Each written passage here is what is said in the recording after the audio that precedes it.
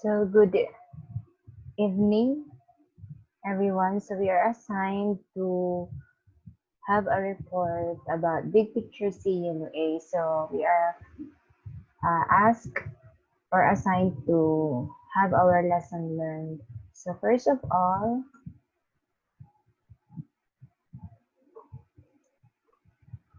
what is agency problem? So agency problem, we have learned that in terms of corporate governance, agency problem is usually refers to a conflict of interest between a company's management and the company's stockholders. So agency problems is the existence of conflict of interest between two parties. So, kinsa ba tong two parties? So, katamong lesson learned number 2.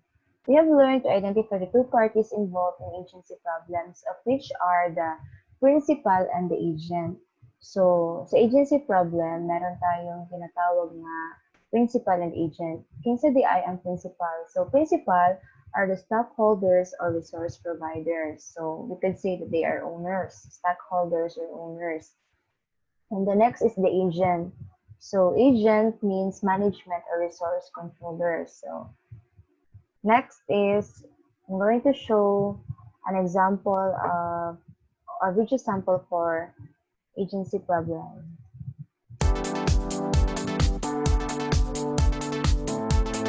In this video, we're going to look at agency problems. Suppose an entrepreneur gets an idea, and she hires people to work on her idea, and she buys inventory, all investing her own money. Her idea is a big success, and soon sales are coming in. She keeps the profits she earns, and she's highly motivated to work on making her company more effective and efficient. 5 years later, business is booming, and she has an initial public offering. She raises $10 million and decides it's time to move on to new projects. Now the company is owned by thousands of stockholders who hope the company's profits will continue to rise. A new professional manager is brought in to run the firm who reports to the board of directors. Now there is a separation between who owns the firm and the agent who controls the firm. Agency problems are problems that arise due to this separation between ownership and control. Though they both want the firm to be successful, their interests may not always be perfectly aligned. For example, shareholders want high total shareholder returns, which means stock growth and dividends. They also want a good risk-return ratio, which means they may be willing to take a high risk in return for high profitability. Managers might want high pay and benefits, good reputation, job security, or other things like power and status, or maybe the ability to change the world. When owners' and agents' interests aren't aligned, it can lead to unanticipated and undesirable consequences. If managers want high salaries, it can lead to fat compensation plans. If managers want status and power, it can lead to pursuit of growth instead of profitability. If managers want lower personal risk, it can lead to over-diversified companies. And if managers want corporate jets and long vacations, it can lead to wasteful spending. So how do we align the interests of stockholders and managers? We can make managers hold lots of company stock, but that can make managers under-diversified and even more risk-averse. We can give the board of directors control over the CEO's pay and termination, but most boards do not meet frequently, and members may be less familiar with the firm's operations than managers, and they may feel beholden to the CEO. Corporate governance is a complex puzzle that uses interrelated strategies to try to reduce the likelihood and severity of agency problems.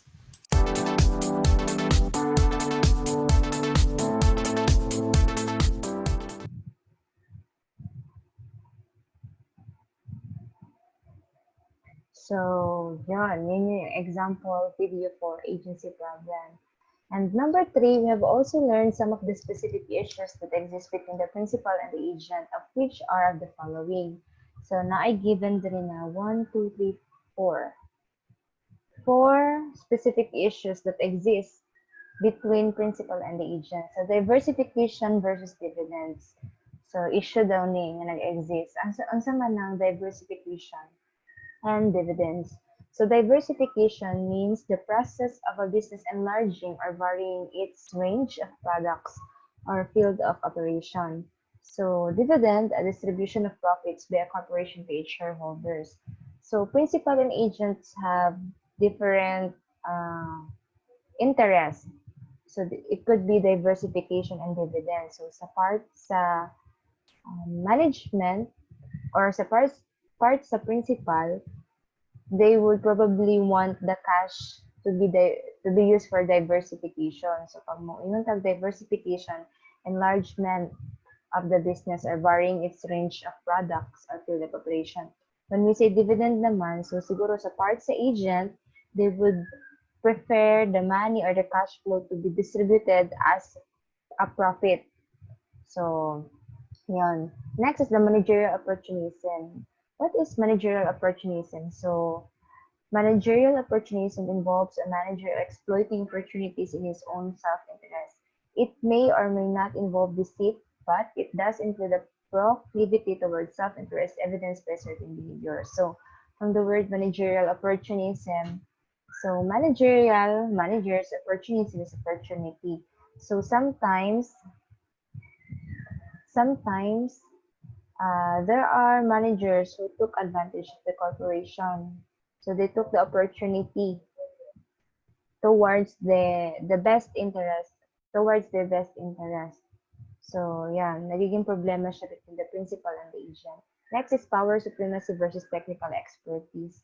So, supremacy versus technical expertise. Since the principal or the shareholders are not the ones dealing with the day-to-day transactions, they just have the supreme power. But when it comes in technical expertise, na-adjudge siya sa mga managers, sa management, sa agents, because they are dealing or the agents are dealing with the day-to-day transactions or the flow of the corporation. So there's a problem with that kasi nga ang mga principal, they just have the supreme power, but the agents, they have the technical expertise.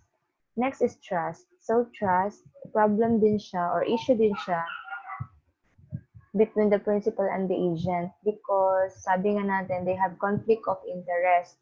So principal cannot trust agents, cannot give their full trust to the agents. Kasi nga, when they have different interests, it will probably lead to ang agent na siya mga buhaton nga dili uyon sa mga principal or sa mga shareholders. So, in that case, mawala jud ang trust ng principal sa agent.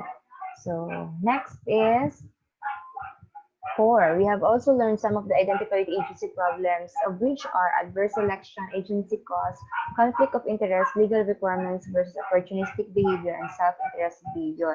So, ano ba yung adverse selection? So, adverse selection, this principal agent problem is due to insufficiency of information that is normally obtainable to the principal and its agent.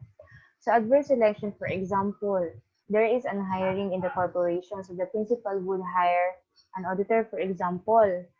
So, the auditor, sa iyahang pag in-interview na siya, maingon siya nga, ano siya, mumit siya sa mga requirements, but in reality, di ay dili. So, same as po sa principal. For example, maingon siya sa agent na they should follow certain rules for the corporation, pero in reality po di ay, dili po di ay masunod sa management or sa mga principal. So agency costs, when the principals keep an eye on things that are needed to be monitored or caused in a principal-agent relationship. So na-mention nato ganiha with regards to conflict of interest. So when there is a conflict of interest, mawala ang trust. And pag mawala ang trust, there is a probability that the principal would close monitor the agents. So ang close monitoring would probably incur a cost, and that cost is called the agency cost. So tanang mga cost pertaining to close monitoring Yan, mabilang siya sa agency cost. Next is the conflict of interest. Yan, mention naman siya always conflict of interest, the possibility of the corporation's managers to have personal objectives different from what the principals want. So when there is a conflict of interest, there is a difference between the perspective of the principals and the agents. So hindi tugma ang ilang mga interests. So nagka-conflict. So that's what we call conflict of interest.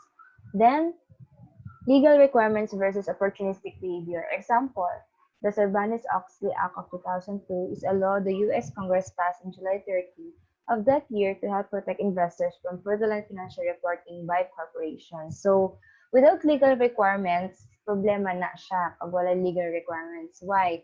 Because there is a probability of opportunistic behavior. So, kung walang law or legal requirements na nag-govern sa isang corporation, there's a tendency of opportunistic behavior. So, kanang mga opportunistic behavior, that is because of the self-interest, probably of the agents, or the corporation or the shareholders themselves. So, self-interested behavior. Self-interested behavior, agents will seek to make the most out of their own value for the expense of the corporation holders or vice versa. So, problema po siya sa one of the agency problems, self-interested behavior. So, as what we have said, agents will seek the most out of their own value at the expense of the corporate. So, for example, no, na a car.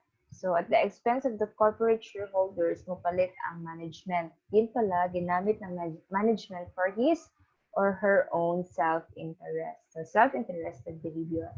Next is, we have also learned about takeover. Ano ba yung takeover? So, takeover, which means a transfer of control of the corporation. So, i-transfer na to ang control. Kaya, kana ang ginatawag na takeover. So, takeover have different types. So, meron siyang given dito na tatlo. So, friendly takeover, hostile takeover, and reverse takeover. So, let's proceed to friendly takeover. Ano ba yung friendly takeover? So, in this case, the bidder company informs the board of directors as of the company to be taken over for the proposed takeover. So, storyahon, no? Si board of directors with regards to the takeover of the company. So, na example dito.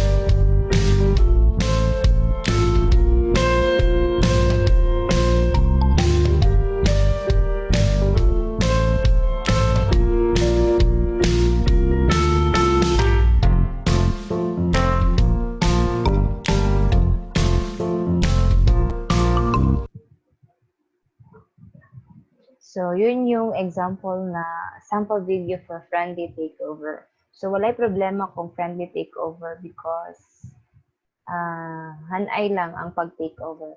But what is hostile takeover? Hostile takeover, a takeover is considered hostile when the offer of the acquirer to the company was taken down by the company but still pursues it. So what does it mean? So sometimes the board of directors will not, majority of the BODs will not accept the takeover. So ang mahitabo, the hostile or the party na gustong mag-takeover would directly go to the owners or the shareholders. So gina-bypass ang BODs, no? So there's a sample here, sample video.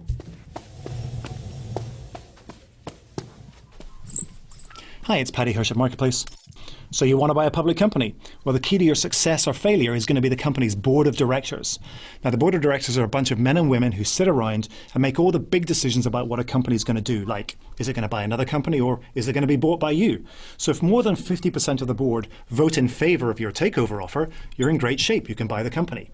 But if more than 50% of the board vote against your takeover offer, well, it means you're going to have to use another strategy. And you may decide to go hostile. Now, in a hostile takeover, what you do is you ignore the board altogether. You go around the board and you go straight to the company's real owners, who are, of course, the company's shareholders. Now, in a hostile takeover, you've got two possible options. The first thing you can do is to launch what's called a tender offer. Now, in a tender offer, what you do is you make an announcement of your intention to buy shares of the company at a certain price. That's usually way more than what it's trading at in the market at any point.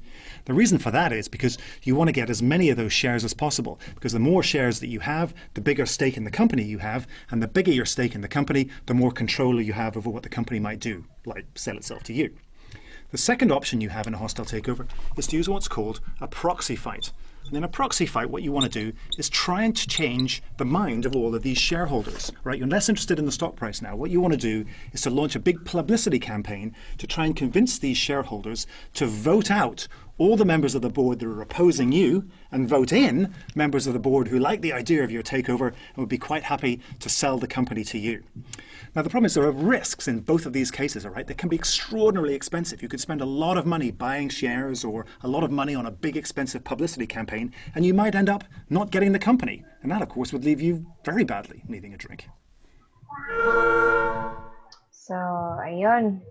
So, katuto siya. Then, the reverse takeover, this type of takeover is used with private companies to become publicly traded without passing through the initial public offering or IPO. So, kini wala mi nakakuha og sample video, but it means daw na yung company, yung private company, they become publicly traded na dili sila moagi of initial public offering. So, wala sila fees na ginabayaran. So, kato lang to siya. Next is the 7. We have also learned about stock exchange. As defined, it refers to the entity who trades and facilitates the buying and selling of stocks and securities. So sa stock exchange, it's not about product exchange, no, lahi siya. Ang stock exchange is tala yung mga tinatawag natin na securities. So there is a sample video. What is the stock exchange and how does it work? The stock exchange is nothing more than a giant globally networked and organized marketplace where every day huge sums of money are moved back and forth. In total, over 60 trillion euros a year are traded, more than the value of all goods and services of the entire world economy. However, it's not apples or second-hand toothbrushes that are traded on this marketplace, but predominantly securities. Securities are rights to assets mostly in the form of shares. A share stands for a share in a company. But why are shares traded at all? Well, first and foremost, the value of a share relates to the company behind it. If you think of the value of the company in terms of a pizza, the bigger the overall size of the pizza, the bigger every piece is. If, for example, Facebook is able to greatly increase its profits with a new business model, the size of the company's pizza will also increase, and as a result, so will the value of its shares. This is, of course, great for the shareholders. A share which perhaps used to be worth 38 euros could now be worth a whole 50 euros. When it's sold, this represents a profit of 12 euros per share. But what does Facebook gain from this? The company can raise funds by selling the shares and invest or expand its business. Facebook, for example, has earned $16 billion from its listing on the stock exchange. The trading of shares, though, is frequently a game of chance. No one can say which company will perform well and which will not. If a company has a good reputation, investors will back it. A company with a poor reputation or poor performance will have difficulty selling its shares. Unlike a normal market in which goods can be touched and taken home, on the stock exchange only virtual goods are available. They appear in the form of share prices and tables on monitors. Such share prices can rise or fall within seconds. Shareholders therefore have to act quickly in order not to miss an opportunity. Even a simple rumor can result in the demand for a share falling fast, regardless of the real value of the company. Of course, the opposite is also possible. If a particularly large number of people buy weak shares because they see, for example, great potential behind an idea, their value will rise as a result. In particular, young companies can benefit from this. Even though their sales might be falling, they can generate cash by placing their shares. In the best-case scenario, this will result in their idea being turned into reality. In the worst-case scenario, this will result in a speculative bubble with nothing more than hot air. And, as in the case with bubbles, at some point they will burst. The value of Germany's biggest 30 companies is summarized in what's known as the DAX share index. The DAX curve shows how well or poorly these major companies, and thereby the economy as a whole, are performing at the present time. Stock exchanges in other countries also have their own indices, and all of these markets together create a globally networked marketplace.